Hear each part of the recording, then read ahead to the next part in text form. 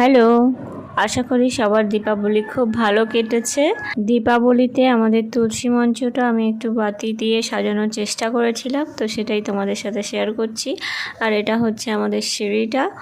আর সকালে যে তোমাদের সাথে আলপনাটা শেয়ার করেছিলাম আগের মিনি ব্লগে, সেই আলপনাটার পুরো লুকটা এবারে তোমরা একটু দেখে নাও। একদম সিংহাসনের সামনেই এটাকে একটা বাতি দিয়ে সাজিয়েছি। তো তারপর আমি আর বাবা একটু বাইরে বেরিয়েছিলাম। দেখো রাস্তাতে কত লোক আর সবাই ফানুস রয়েছে, সাথে বাজিও ফাটাচ্ছে। দেখো বাজির ধোঁয়া কিন্তু চারিদিকে ভরে গেছে। আর এখানে দেখো রাস্তাতে কিন্তু আলপনাও আঁকা হয়েছিল সুন্দর করে। তো যাই হোক, এখনও মন্দিরে কোনো প্রতিমা আসেনি, সবে প্রতিমাগুলো যাচ্ছে। তো মন্দিরের ভেতরটাতে একটা নতুন আওয়াজ শুনে আমি ভেতরে প্রবেশ করেছি। আর এই দেখো মানুষের কষ্ট কমিয়ে কি সুন্দর সব কিছু যন্ত্র নির্ভর হয়ে উঠছে মানুষ। তো যাই হোক, বেশ ভালোই লাগলো। ওটা কারেন্টের মাধ্যমে চলছে।